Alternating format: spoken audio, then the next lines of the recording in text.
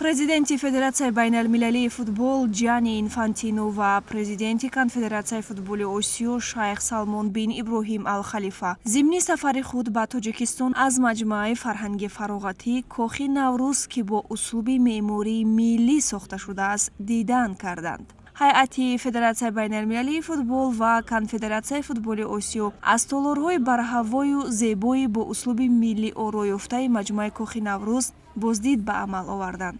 меҳмонон аз шукӯҳи кох мафтун гардида, аз маҳорати ҳунармандони боистеъдоди тоҷик дар ҳайрат монданд. маҷмӯаи фарҳангии фароғатии Кохи Наврӯз дар масоҳати 40 000 метри мураббаъ доман густурдааст. кох бо санъати волои тоҷикӣ, гаҷкорӣ, оинабандӣ, наққошӣ, кундал, кандакорӣ, сангтарошӣ ва чӯбкории ҳунармандони тоҷик оро ёфтааст. зебоии афсонавии санъати кандакорӣ, махсусан толори дидор, толори аржан, ки бо 29 навъи сангҳои қиматбаҳои Тоҷикистон оро дода шудааст. толори гулистон, ки аз ҷониби кандакорони боистеъдоди шаҳри Исфара омода шудааст. ва толори зарандуд, ки бо санъати гаҷкорӣ дар рӯи оина, тиллокорӣ ороиш дода шудааст, таваҷҷӯҳи онҳоро ба худ ҷалб кард. Кохи Наврӯз ҳоло макони баргузории чорабиниҳои сатҳи ҷумҳуриявӣ, минтақавӣ ва ҷаҳонӣ мебошад. Президенти Федератсияи байналмилалии футбол Ҷани Инфантино ва раиси Конфедератсияи футболи Осиё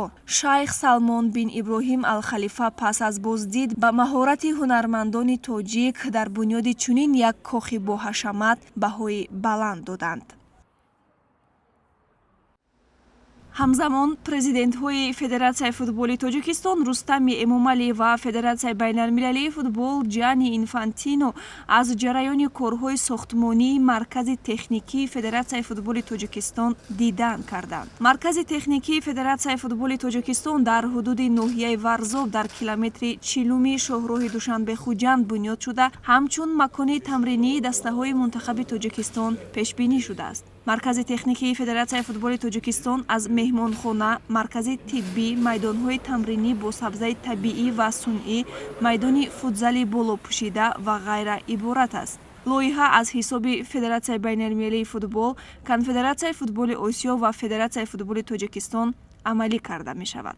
дар маркази техникии бунёдшаванда президенти Федератсияи байналмилалии футбол Ҷани Инфантино бо бозигарону мураббиёни тими миллии Тоҷикистон ва кормандони Федератсияи футболи Тоҷикистон мулоқот кард.